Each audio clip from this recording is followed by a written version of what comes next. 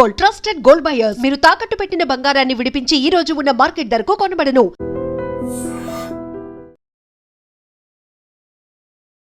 నమస్తే, welcome to I dream.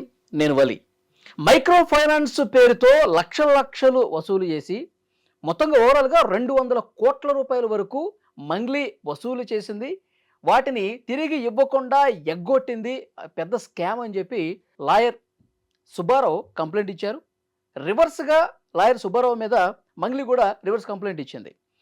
నన్ను defame చేయడానికి ప్రయత్నం చేస్తున్నాడు, హెరాస్ చేస్తా ఉన్నాడు, 10 లక్షల రూపాయల డబ్బులు కూడా డిమాండ్ చేశాడు, ఇతని మీద చర్య తీసుకోండి అని చెప్పి ఆమె కూడా కంప్లైంట్ ఇచ్చింది. ఈరోజు సిపి సజ్జనార్ గారిని కూడా కలిసి కంప్లైంట్ ఇచ్చింది అతని మీద చర్య తీసుకోవాలని. సో ఓవరాల్గా ఈ మంగ్లీ కేసు గురించి ఈ వీడియోలో మనం మాట్లాడదాం. కొన్ని సంచలన నిజాలు ప్రజలకు తెలియాల్సినటువంటి అవసరం ఉందని చెప్పి స్టూడియోకి వచ్చారు శేఖర్ భాషా గారు. మాట్లాడదాం. భాషా గారు నమస్తే అండి. భాషా గారు, అడ్వకేట్ సుబ్బారావు ఏం మాట్లాడారో మీరు విన్నారు. నిన్న మంగ్లీ ఆ స్టేషన్ దగ్గరకు వచ్చి ఏం మాట్లాడారో మీరు విన్నారు. ఏం చెప్తారు మీరు? సో నేను కొన్నాళ్ళు వేరే పరిస్థితుల దృష్ట్యా వీటికి దూరంగా ఉన్నాను నా బిజీ షెడ్యూల్లో. బట్ నిన్న వరుసపెట్టి ఫోన్లు వస్తుంటే అసలు ఏం జరిగిందని చెప్పి చూసినప్పుడు ఎవరు సుబ్బారావు అనే లాయరు చేశారంటే అసలు ఏంటి చూద్దామని పెడితే సుబ్బారావు అంటే సుబ్బు అడ్వకేట్, యాక్టివిస్ట్ కూడా. ఆయన చాలాసార్లు నేను కలిసాను ఆయన్ని, చాలా డిబేట్స్లో పాల్గొన్నా. I know him, very fire person. అంటే నాకు తెలిసినంత వరకు ఆయన ఒక మంచి కాజెస్ కోసం పోరాడే మనిషి, దాంట్లో డౌట్ లేదు. అయితే తర్వాత ఓన్లీ మీడియాలో వచ్చే న్యూస్ కాకుండా నేను గ్రౌండ్ లెవెల్లో అసలు ఏం జరిగింది అనేది, ఆ ఆఫీస్లో జరిగిన ఆ మీటింగు, ఆ పంచాయతీ అది ఏంటి అనేది కనుక్కునే ప్రయత్నం చేశాను. అక్కడ నాకు తెలిసిన వాళ్ళు కొంతమంది ఉంటారు. అక్కడ నాకు క్లియర్గా తెలిసిన సమాచారం ఏంటంటే చాలా గట్టిగా అరుపులు వినబడ్డాయి. పచ్చి బూతులు తిట్టినారు, గుద్దిచ్చి చంపించేస్తాం, యాక్సిడెంట్లో పోతావురా, నాకు ఆల్రెడీ కొన్ని మర్డర్ కేసులు ఉన్నాయి నా మీద, ఇటువంటి మాటలు వినబడ్డాయి అక్కడ. ఓకే, దీన్ని విన్న ప్రత్యక్ష సాక్షులు కొంతమంది. నాకు ఈ మాటలు అన్నది ఎవరండి? ఆ రూమ్లో పక్కన ఒక క్యాబిన్లో ఈ సెటిల్మెంట్ జరుగుతున్నప్పుడు పక్కన విన్నవాళ్ళు ఈ సుబ్బారావుని ఉద్దేశించి అన్నారు. అన్న వ్యక్తులు ఎవరో మరి తెలియదు, మాటలు అయితే ఇలా ఉన్నాయి. ఇది జరిగిన కొద్దిసేపు నేను అడిగాను, కొట్టారా సుబ్బుని అని అడిగాను. అంటే లేదు, కొట్టలేదు, చెయ్యి ఎవరు చేసుకోలేదు, కానీ చాలా గట్టిగా బెదిరించారు, డబ్బులు కూడా ఆఫర్ చేశారు. నేను విన్నది ఏంటంటే, ఐ డోంట్ నో, మీరు సబ్జెక్టు సుబ్బు గారు కరెక్షన్, ఆయన మరి బయట ఎక్కడో 20 లక్షలు అని చెప్పినట్టు విన్నాను. బట్ నేను అక్కడ విన్నది అంటే 2 కోట్ల దాకా ఆఫర్ చేశారు అన్నట్టుగా నాకు వస్తున్న సమాచారం. అంటే ఏమీ లేని దానికి అంత ఎందుకు ఆఫర్ చేస్తారు? ఇప్పుడు నీ తప్పు లేదు అనుకుంటే నేను అసలు ఎందుకు అక్కడికి వచ్చి సెటిల్మెంట్ మాట్లాడతావు నువ్వు? ఓకే, అసలు నాకు సంబంధమే లేదయ్యా అనుకున్నప్పుడు నువ్వు ఎందుకు అక్కడికి వస్తావు, ఎందుకు ఇతన్ని పిలిపిస్తావు, ఎందుకు ఇంత మాట్లాడతావు? 4 గంటలు జరిగిందట. సో ఈ ఆఫీస్కి పంజగుట్ట పిఎస్కి కూతవేటు దూరం, కరెక్ట్గా 100 మీటర్లు. ఈ లాయర్ సెటిల్మెంట్ చేయడానికి కూర్చున్న ఆఫీస్ స్టేషన్కి 4 అడుగులు నడుచుకొని పోతే పంజగుట్ట పిఎస్. సో అందరికీ ఇవ్వాలి అని చెప్పి నేను గట్టిగా పట్టుబట్టినట్టుగా కూడా వాళ్ళు విన్నట్టుగా నాకు తెలుస్తుంది. వీళ్ళు ఆఫర్ చేసినా సరే బాధితులకు న్యాయం చేయండి అని అన్నాడు. ఆయన అన్నాడు అనేది ఆయన చెప్పడం కాదు, అవతల పక్క క్యాబిన్లో వింటున్న వాళ్ళు చెప్పిన మాట. ఈయన నిలబడ్డాడు, లేదు నాకు డబ్బులు అవసరం లేదండి, వాళ్ళకి ఇవ్వండి, వాళ్ళకి న్యాయం చేయండి. ఒకానొక స్టేజ్లో అందరికీ కాకపోయినా ఇగో వీళ్ళకైనా న్యాయం చేయండి. మళ్ళీ అట్ ద సేమ్ టైం ఆయన క్లయింట్స్ చూసుకున్నాడు. అతను ఎవరైతే కలిసి మాకు న్యాయం చేయండి అన్నారో కనీసం వాళ్ళకైనా ఇప్పించండి, మిగతా వాళ్ళ సంగతి నాకు తెలియదు, నాకు సంబంధం లేదు, బట్ వీళ్ళకైనా చేయండి అంటే ఇక్కడ మళ్ళీ ఎథిక్స్ పరంగా సుబ్బుని గట్టిగా ప్రశ్నించాలి. ఏమ్మా మీ వాళ్ళకి మాత్రం న్యాయం చేస్తే సరిపోతుందా, మిగతా వాళ్ళకి చేయొద్దా అని కూడా అడగాలి. సరే, వాట్ ఎవర్. ఇది వాళ్ళు విన్న మాటలు నాకు నేను కనుక్కున్నప్పుడు నాకు తెలిసినవి. ఇక నాకు అసలు సంబంధమే లేదు. ఈ సుబ్బు అనేటోడు బిగ్ బాస్కి వెళ్ళడానికి రకరకాల ఫేమ్ అవ్వడానికి ప్రయత్నిస్తున్నాడు. ఏదైనా శ్రీముఖి అంటే క్రష్, అయితే నాకు ఐశ్వర్యరాయ్ అంటే క్రష్ ఉంటే ఏంటి తప్పు? శ్రీముఖి అంటే క్రష్, లేకపోతే జయమాల్ అంటే క్రష్, జ్యోతిలక్ష్మి అంటే క్రష్, అయితే ఏంటి దానికి దీనికి సంబంధం ఏంటి? ఓకే, ఇలా ఒక నిందేస్తే బిగ్ బాస్కి వెళ్ళాలనుకుని ఫేమ్ అవుతున్నాడు, సరే బిగ్ బాస్కి వెళ్ళాలని అనుకుంటారు, నీకు వస్తే వెళ్ళవా? వెళ్ళాలని చాలా మందికి ఉంటుంది. అది దానికి దీనికి సంబంధం ఏంటి అసలు? అసలు ఈ పాయింట్ ఎందుకు వచ్చింది అనవసరంగా? బిగ్ బాస్కి వెళ్ళాలని ఫేమ్ అవ్వాలనుకుంటే ఈవెన్ ఎందుకు టార్గెట్ చేయాలి? ఈయన లాయర్ వృత్తిరీత్యా ఈయన దగ్గరికి వచ్చారు బాధితులు, ఈయన వాళ్ళ కేసుని తీసుకొని జనరల్గా లాయర్కి సంబంధించి ఏముంటుందంటే, ఇది కోర్టులోకి వెళ్తే సంవత్సరాలు పడుతుంది, వీళ్ళకి డబ్బులు ఇప్పించాలంటే డైరెక్ట్గా ఏదో సెటిల్మెంట్ చేసి కొద్ది గొప్ప సెటిల్మెంట్ చేద్దాం అనేది చాలా వరకు ఉంటుంది. కోర్టులోకి వెళ్తే ఎప్పుడు తేలాలి? ఇవి కూడా మైక్రో ఫైనాన్స్లో పెట్టడం ఇవన్నీ కూడాను గ్యాంబ్లింగ్లో పెట్టడం నీ తప్పు. నువ్వు పెట్టేసి ఇది నాకు డబ్బులు ఇప్పించానంటే అరే అది మోసపోతావరా అని చెప్పి తెలియాలి కదా. ఈ మల్టీ లెవెల్ మార్కెటింగ్ ఉంటుంది కదా, మీరు ఒకటితో పెట్టించండి, వాడు ఇంకోటితో పెట్టించండి. మన స్టాలిన్లో చెప్పాడు, మీరు ముగ్గురికి చెప్పండి, వాళ్ళు ముగ్గురు చెప్పమని చెప్పండి. అలా పాపం ఒకళ్ళని తీసుకొచ్చారు, ఆవిడ పాపం ఇంకొక ముగ్గురికి చెప్పింది. ఇలా ఒక టీములు తయారై వీళ్ళు ఇనిషియల్గా ప్రతి చోట జరిగేది ఇదే. ఇనిషియల్గా టక్ డబ్బులు వచ్చేస్తాయి.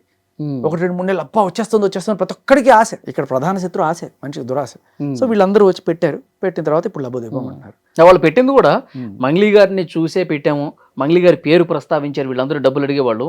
మంగ్లీ గారు హోటల్ స్టార్ట్ చేస్తున్నారు, తర్వాత పబ్ స్టార్ట్ చేస్తున్నారు, ఆసుపత్రి జరుగుతుంది. సో మీరు డబ్బులు పెడితే మీకు అత్యధికంగా లాభాలు వస్తాయి, ఆ లాభాలు మీకు ఇస్తాం. మంగ్లీ గారు ఇంటికి కూడా ఒకరోజు తీసుకెళ్లారంట కదా. అంటే ఇప్పుడు ఇది మామూలుగా ఏదో ముఖం తెలియని వాడు చెప్పడం కన్నా, ఇప్పుడు వీళ్ళు ఉంటారు, విరాట్ కోహ్లీ ఇది తాగేసి మీరు తాగండి భలే ఉంటుంది. ఆయన ఎప్పుడు అది తాగని కూడా తాగడు కనీసం. అమితాబ్ బచ్చన్ చెప్పాడు, సోను సూద్ చెప్పాడు, అలాగే మంగ్లీ చెప్పింది. అది వేరు. అంటే ఒక బ్రాండ్ ప్రమోషన్ చేయడం అనేది వేరు. అది చేసిన దానికే కదా మనం అదే పంజగుట్ట పీసులు కేసులేనాయి. ఈ Bigg Boss celebrities gambling promote చేశారని చెప్పి వాళ్ళ మీద కేసులు అయినాయి కదా. సో ప్రమోట్ చేయడం వేరు, ఆ ప్రమోట్ చేసే కంపెనీ ఏదో ఉంది, వీడి మధ్యలో ఒక బ్రాండ్ అంబాసిడర్గా తీసుకోవడం వేరు. ఇక్కడ నీ ఇంటి వాళ్ళే, నీ తమ్ముడు, నీ చెల్లెలు, ఆవిడికి చేసుకోవాలనుకున్న సంబంధం కలుపుకోవాలనుకున్న వ్యక్తి, వీళ్ళందరే ఉన్నారు కదా అక్కడ. అవును. Just brand ambassador, you are somehow related to this అనేది అర్థమవుతుంది. మొన్న రీసెంట్గా ఒక పాట వచ్చింది, చాలా మంది క్రిటిసైజ్ చేశారు. ఆ స్థాయి నీ స్థాయి వ్యక్తి నిన్ను అంత గౌరవించి, ప్రజలు గౌరవించారు, అవార్డులు ఇచ్చారు. మా తెలంగాణ ఫోక్ సింగర్, ఆవిడ పుట్టింది గుత్తిలోనే ఎక్కడో, రాయలసీమ అయినా కూడా తెలంగాణ ఓన్ చేసుకుంది. ఆవిడని ఓన్ చేసుకుని హక్కును చేర్చుకొని ఇంత పెట్టుకుంటే, అలాగే పక్క రాష్ట్రం అయినా సరే వాళ్ళు కూడా మా రాష్ట్రం అమ్మాయి అని చెప్పి గుర్తించి ఆ తిరుమల తిరుపతి దేవస్థానానికి అంతా చేస్తే, మీరు వెళ్ళి అటువంటి బూతుపాటలు ఇటువంటివన్నీ బాడి ఒకటి ఆవిడ ఇమేజ్ని ఆవిడే దిగజార్చుకుంది. ఎందుకు? అసలు ఈ కేసులో అదొకటే కాకుండా కొన్నాళ్ళ క్రితం 150 కోట్లు వాళ్ళ ఇంట్లో దొరికాయి అని చెప్పి దీని రిలేటెడ్. సో ఇప్పుడు వీళ్ళు ఇస్తున్న కంప్లైంట్కి దానికి అప్పుడు 150 కోట్లు ఎందుకు వచ్చింది ఎవరికి అర్థం కాల. ఇప్పుడు ఈ కేసుకి వెళ్ళినప్పుడు మనకు తెలుస్తుంది. ఇక్కడ చాలా ఇంపార్టెంట్ థింగ్, మళ్ళీ ఈయన సుబ్బారావు వెళ్ళి అక్కడ కేసు పెట్టాడు పంజగుట్ట పిఎస్లో, వెంటనే ఎఫ్ఐఆర్ కూడా అయింది, విచ్ ఇస్ వెరీ గుడ్. ఎందుకంటే అక్కడ చాలా మంచి ఆఫీసర్స్ ఉన్నారు. ఎస్హెచ్ఓ రామకృష్ణ గారు అనుకుంటా, ఆయన I have seen him in action, very genuine, very sincere, very honest officer ఆయన. సో ఆయన ఈ సాక్ష్యాలు చూసి వెంటనే జనరల్గా వెళ్ళి ఒక మగాడు వెళ్ళి ఒక ఆడది నన్ను కొట్టేసింది తిట్టేసింది అంటే తీసుకోరు కేసు. మీరే కదా చెప్తున్నా. But he felt that there is something substance in it and case తీసుకున్న తర్వాత అంటే కేసు పెట్టి ఏదో రకంగా కాంప్రమైజ్కి తీసుకొచ్చి చేసుకుందాం అని చెప్పి అదొక ఆలోచనలు ఉంటాయి కదా. మీ ఇంకో విషయం కూడా నాకు అక్కడి నుంచి వస్తున్న ఇన్ఫర్మేషన్ ఏంటంటే, ఈయన ఆ గొడవ అయిపోయిన తర్వాత ఆ పర్టికులర్ పంజగుట్ట పిఎస్ బ్యాక్ సైడే వీళ్ళ ఆఫీసు, అక్కడ గొడవ అయిపోయి అక్కడి నుంచి నడుచుకొని వచ్చేస్తుంటే ఈయనకి ఫోన్ల మీద ఫోన్లు అంట, అన్నా వద్దన్నా పిఎస్ వెళ్ళొద్దన్నా, కంప్లైంట్ చేయొద్దన్నా, ఆగన్నా మాటినన్నా అని చెప్పి నాన్ స్టాప్గా కాల్స్ అంట అని వాళ్ళు చెప్పారు నాకు. సుబ్బు కూడా చెప్పింది కదా, వాళ్ళు చెప్పిన మాట. ఓకే. తర్వాత నేను ఇంటర్వ్యూ చూస్తుంటే సుబ్బు షోయింగ్, నేను ఒక్కసారి కూడా కాల్ చేయలేదు, ఆవిడే ఎన్నిసార్లు కాల్ చేస్తుంది, ఆవిడే కాల్ చేసి ఆవిడే ఈయన మీద కేసు ఎట్లా పెడుతుంది. నార్సింగ్ పిఎస్లోనే చెప్పాలి మరి, నార్సింగ్ పిఎస్ ఫేమస్ కదా మనకి, చాలా ఫేమస్. డ్రగ్ పెడ్లర్లు 45 రోజులు చెంచలు కూడా జైల్లో ఉండొచ్చేసిన వాళ్ళు కూడా హీరోల మీద కేసులు పెట్టగలిగిన పిఎస్. ఒకటి కాదు కదా, 5 ఏళ్ల తర్వాత ఒకరు వచ్చి నేను చిన్నప్పుడు నా మీద అత్యాచారం చేశారని చెప్పి కేసు పెడతారు. ఇటువంటి కేసులకి నిలయం మన నార్సింగి పిఎస్. ఓకే. కాదు సార్, ఇప్పుడు మంగ్లీ కేసులో ఇంత జరిగిన తర్వాత అసలు నా ఇన్వాల్వ్మెంట్ ఎక్కడుంది, అసలు నేను ఎక్కడున్నాను, నేను ఎవరినన్నా డబ్బులు అడిగానా, నా పాత్ర ఏంటి, ఇవేమీ లేకుండా నన్ను ఎట్లా బదనాం చేస్తారు, నన్ను ఎట్లా ఇందులో ఉన్నానని ఎట్లా క్వశ్చన్ చేస్తారని అడుగుతున్నాను. అది అడిగడానికి అసలు నువ్వు అక్కడ కూర్చొని 4 గంటలు పంచాయతీ ఎందుకు చేస్తావు? ఇక్కడ వేరే ఏ సాక్ష్యాలు అక్కర్లా, ఆవిడే పెద్ద సాక్ష్యం ఇచ్చింది. నీ అంతటికి నువ్వే అక్కడికి వచ్చి కూర్చున్నావంటే దాని అర్థం ఏంటి? సెటిల్మెంట్ మాట్లాడడానికి ఎవరు వస్తారు? అసలు నీకేం సంబంధం లేదయ్యా, నువ్వు ఎందుకు వస్తావు సెటిల్మెంట్ మాట్లాడడానికి? అరే పోరా, నాకేంటి సంబంధం, ఎవరి చూసుకోపో అంటావు. అమ్మో నా మీదకి ఏదో వచ్చేస్తుంది అయిపోతుంది అనుకుంటేనే నువ్వు వెళ్ళి సెటిల్మెంట్ కూర్చుంటావు. ఓకే. కూర్చొని అన్నిసార్లు ఫోన్లు చేసి వెనక్కి రా అని ఎందుకు పిలుస్తావు? పిఎస్కి వెళ్తుంటే వెళ్ళిపోయాడు, తెగిపోయింది, ఇప్పుడు ఏ రకంగా మేనేజ్ చేసుకోవాలి అనే కారణమా? ఇప్పుడు జనాలకి అందరికీ కూడా మెయిన్ డౌట్ నాకు ఎక్కడ ఇదేంటంటే కొన్నిసార్లు అంటే ఈవిడకున్న పొలిటికల్ ఇన్ఫ్లుయెన్స్ మనందరికీ తెలిసిందే. పాలిటిక్స్ ప్లే చేయడం, మన దేశంలో పాలిటిక్స్ ఎలా ప్లే చేస్తారో నీకు తెలుసు కదా. ఒకటి లేడీ కార్డు, ఇంకొకటి దళితుల కార్డు, ఇవి రెండు కూడా. అందుకనే జనరల్గా కేసులు ఒక దళితుడిని పట్టుకొని అన్నారు, ఒక మహిళను పట్టుకొని అన్నారు, ఇక్కడి నుంచి మొదలవుతుంది రాజకీయం. ఒక గిరిజన మహిళను పట్టుకుని ఇట్లా ఇబ్బంది పెడతారా? అది వేరే వాళ్ళని పట్టుకుని ఇబ్బంది పెట్టచ్చా? పొలిటికల్ గేమ్ ఆడడం నేర్చుకున్నారు ఓవర్ పీరియడ్ ఆఫ్ టైం జనాలందరూ కూడా. ఎస్పెషల్లీ ఇప్పుడు సుబ్బుకు ఫోన్ చేసినప్పుడు కూడా కేంద్ర మంత్రి ప్రస్తావన తీసుకొచ్చారని, ఎమ్మెల్యే కొడుకు ప్రస్తావన తీసుకొచ్చారని ఇది కూడా చెప్తా ఉన్నాడు ఆయన. ఇంకొకటి షాకింగ్ విషయం ఏంటంటే కొన్నాళ్ళ క్రితం ఈవిడ బర్త్డే రోజున పార్టీ కోసం పోలీసులు అక్కడికి వెళ్ళి డ్రగ్స్ ఏవో వాడుతున్నారు అని చెప్పి కలకలం జరిగింది. ఆ తర్వాత కేసు ఏమైందో ఎవరికి తెలియదు. పాటలు అయితే పాడావు కదా, ఇటువంటి అసభ్యకరమైన పాటలు. ఇప్పుడేమైంది, సద్గురు లాంటి వాళ్ళు కూడా ఈసారి శివరాత్రికి పిలవలేవండి, నో ఎంట్రీ. ప్రతి సంవత్సరం కూడా ఆవిడ అక్కడ వచ్చి ఎంత గౌరవం కోల్పోయింది కదా. ఎందుకు? Just because they felt she is involved in this kind of ఆవిడ బర్త్డే రోజున డ్రగ్స్ లేకపోతే ఇది కలకలం వచ్చింది కాబట్టి. సద్గురు నెట్వర్క్ చాలా స్ట్రాంగ్ ఉంటుంది, వేలాది మంది ఫ్యాన్ బేస్ కదా ఆయనకి. సో పోలీసుల నుంచి తప్పించుకోవచ్చు కానీ అక్కడి నుంచి తప్పించుకోలేరు. ఆయనకి ఖచ్చితంగా ఇన్ఫర్మేషన్ ఉంటుంది. నువ్వు తప్పు చేయలేదంటే ఖచ్చితంగా ఆయన నేను కుంజేర్చుకుంటాడు, ఉంది అంటే మాత్రం ఖచ్చితంగా దూరం పెడతారు. అదే మనకి.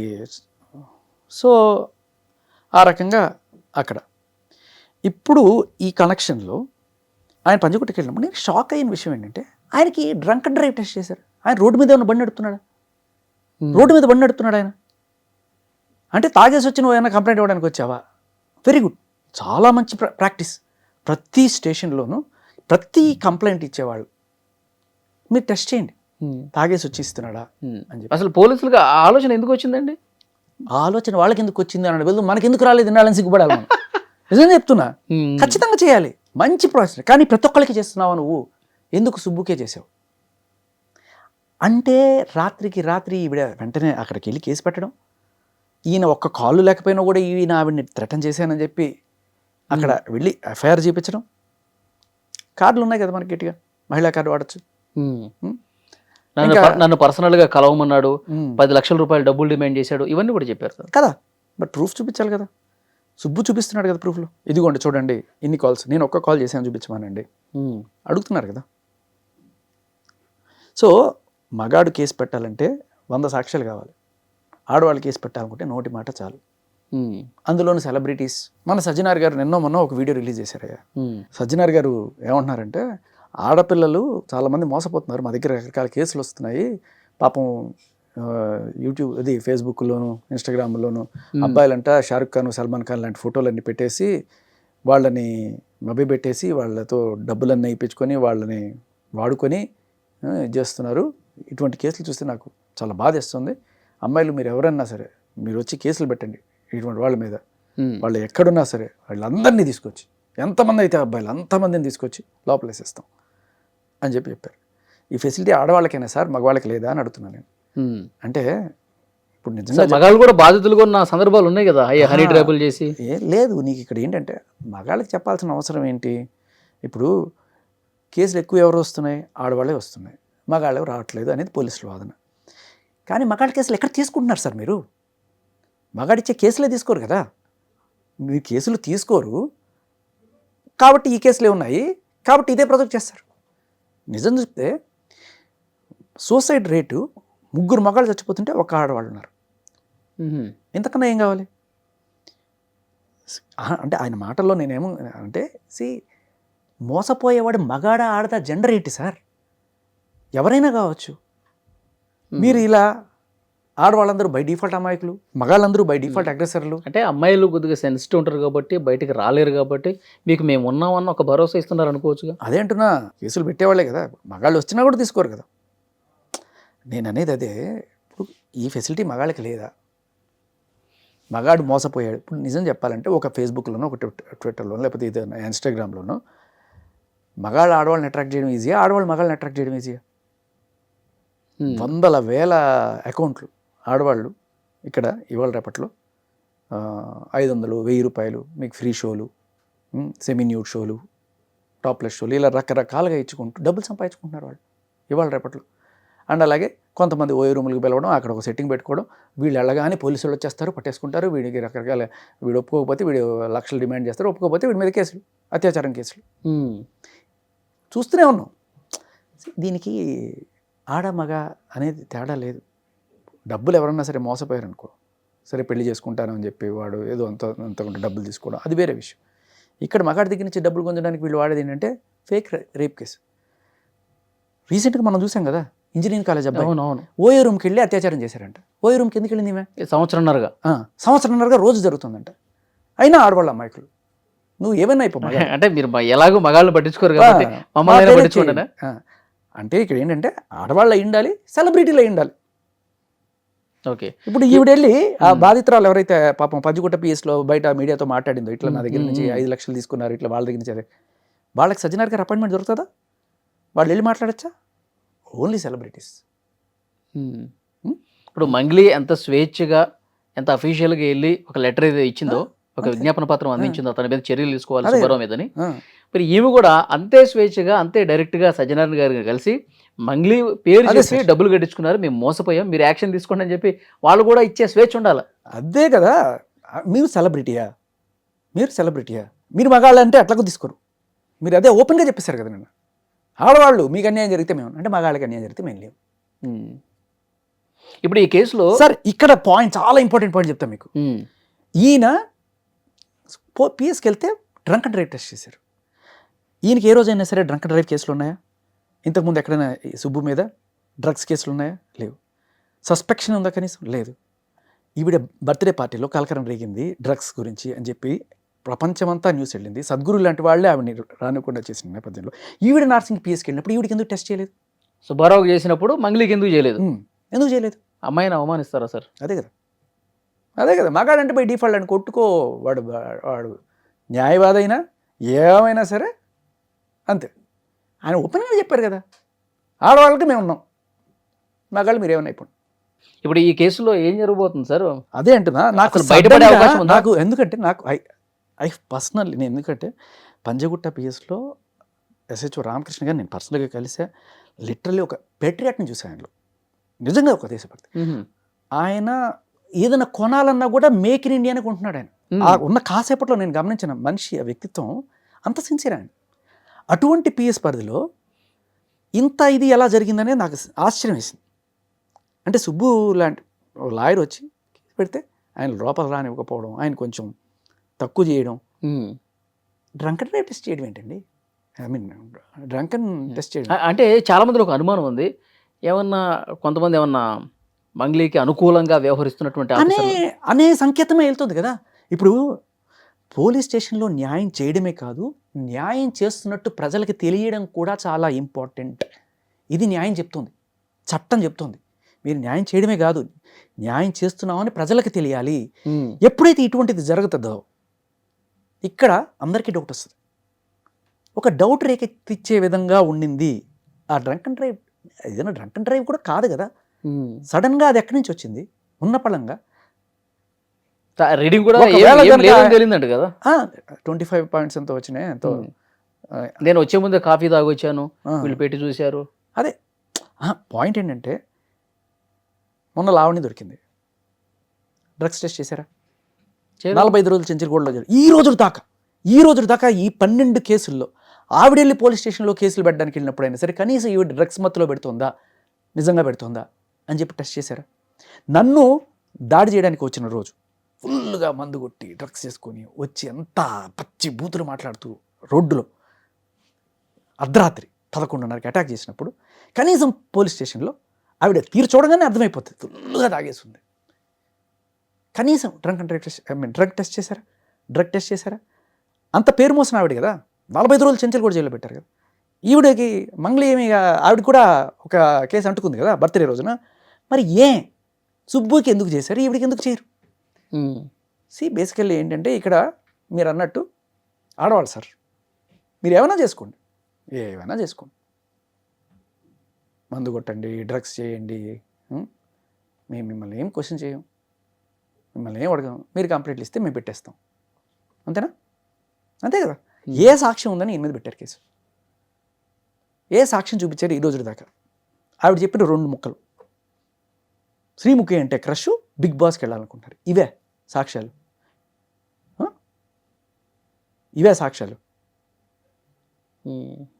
అంటే ఆయన శ్రీముఖి అంటే క్రష్ ఉండడం అది ఏమన్నా నేరమా? బిగ్ బాస్కి వెళ్దాం అనుకుంటున్నాడు, అది నేరమా?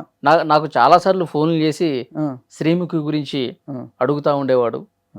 అయితే నీకు ఒక యాక్టర్ అంటే ఇంట్రెస్ట్ ఉంటుంది, ఆవిడ ఒకసారి కల్పించు అని చెప్పి అడగడం ఇంక వేరే రకమైన సంకేతాలు ఏమైనా ఇస్తుందా? లేదు కదా. నాకు రాజ్ తరుణ్ తెలుసు అనుకున్నావు, నువ్వు ఒకసారి నాకు రాజ్ తరుణ్ సినిమాలు చూసాను, నన్ను ఒకసారి రాజ్ తరుణ్ కల్పించావు, నాకు ఇష్టం అంటావు. అయితే అది తప్పు కాదు కదా. జస్ట్ బికాస్ శ్రీముఖి ఆడదైపోయింది, ఈయన మగాడైపోయాడు కాబట్టి ఏదో రకంగా బురద జల్లే కార్యక్రమం కదా. మనల్ని మనం సేవ్ చేసుకోవడానికి కోసం మన కులం గుర్తొస్తుంది, మనం ఆడవాళ్ళని గుర్తొస్తాం. అవతల వాళ్ళ మీద బురద జల్లడానికి వాడు ఒక ఉమెనైజరు. అంటే మంగ్లీ పేరు తీసుకొస్తే ఆయనకి ఫేమ్ వస్తుంది, రాష్ట్ర వ్యాప్తంగా ఆయన పేరు చర్చలో ఉంటుంది, కాబట్టి బిగ్ బాస్లోకి వెళ్ళాలి. ఇప్పుడు మంగ్లీయే ఎందుకు డైరెక్ట్గా? ఇంకా బోల్డ్ మంది ఉన్నారు కదా, వై ఎందుకు? ఇంకా ఐశ్వర్యరాయ్, అమితాబ్ బచ్చన్ ఎందుకు తీసుకోలేదు? ఆయన ఎత్తుకోవడం పెద్ద గుండ్రా ఎత్తుకోవచ్చు కదా. ఇప్పుడు మొత్తం స్టేట్ మొత్తం మీద ఈవిడైనా సెలబ్రిటీ. ఈయన దగ్గరికి క్లయింట్స్ వచ్చిన మాట వాస్తవం కదా, ఇది ఈ రోజు కాదు కదా. ఇవాళ ఆయన అక్కడికి వెళ్ళడానికి కూడా కారణం ఏంటి? నువ్వు ఆ రేంజ్లో ఆయన్ని దూషించి చంపేస్తానని వార్నింగ్ ఇచ్చి యాక్సిడెంట్లో పోతామని చెప్పి బెదిరించినప్పుడు ఆ పరిస్థితిలో ఆయన వెళ్ళి అక్కడ కంప్లైంట్ ఇచ్చాడు తప్ప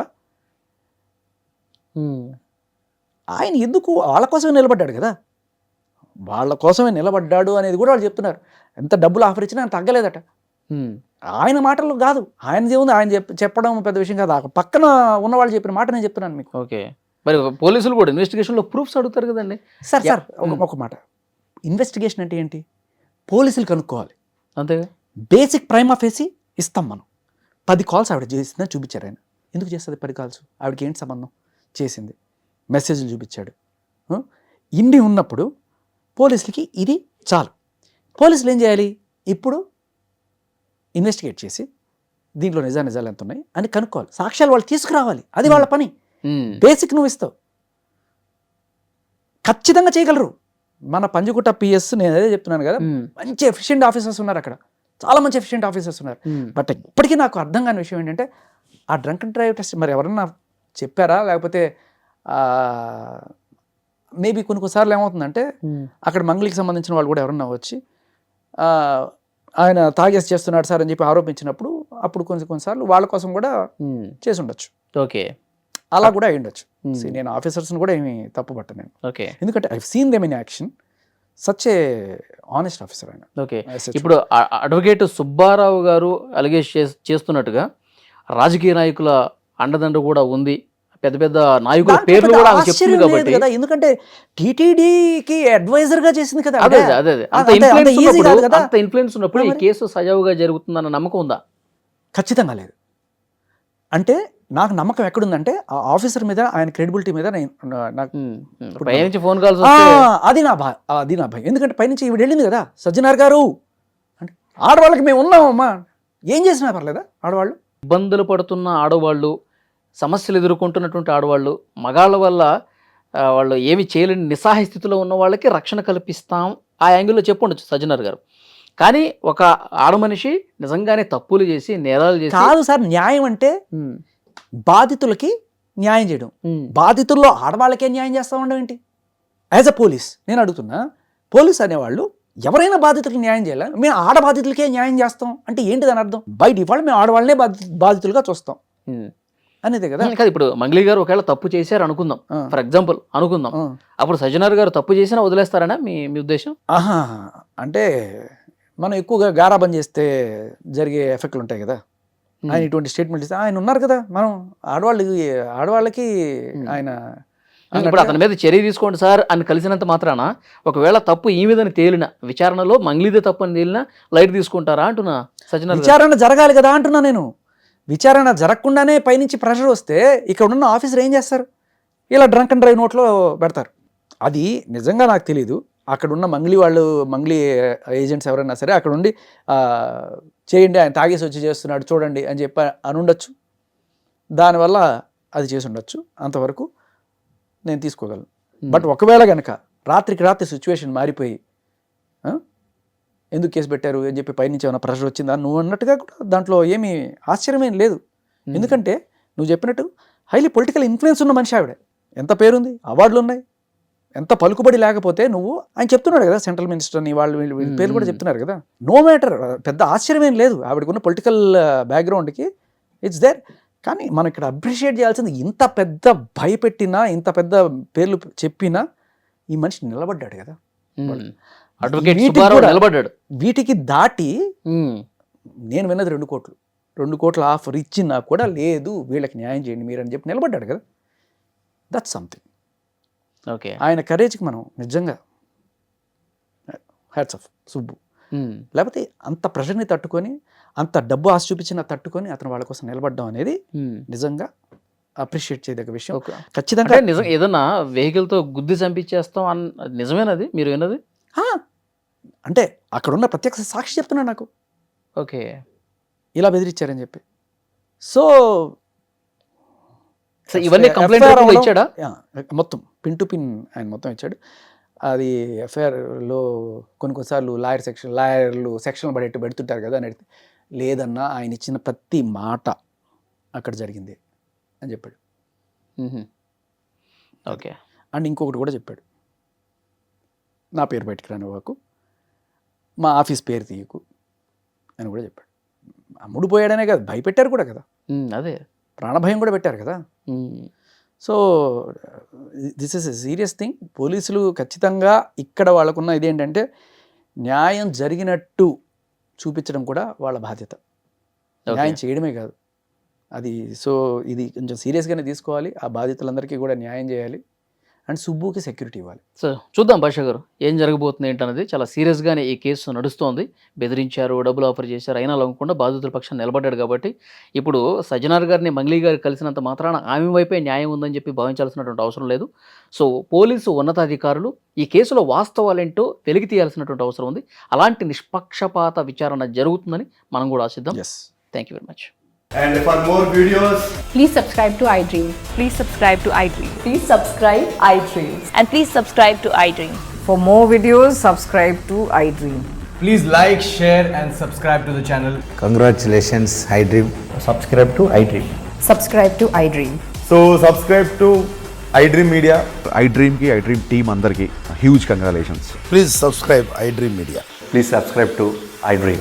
Subscribe iDream. Please subscribe to iDream. iDream అంటే నా కళల ఛానల్ను సబ్స్క్రైబ్ చేసుకున్న నోరు తిరుగుతలేదు, మీరైతే గంట గుర్తు కొట్టండి. For more such videos, please subscribe to iDream. Subscribe to iDream. Please subscribe to iDream. Please subscribe iDream Media. Please do subscribe to iDream. Please subscribe to iDream Media. For best entertainment and information, please subscribe iDream. And don't forget to subscribe to iDream.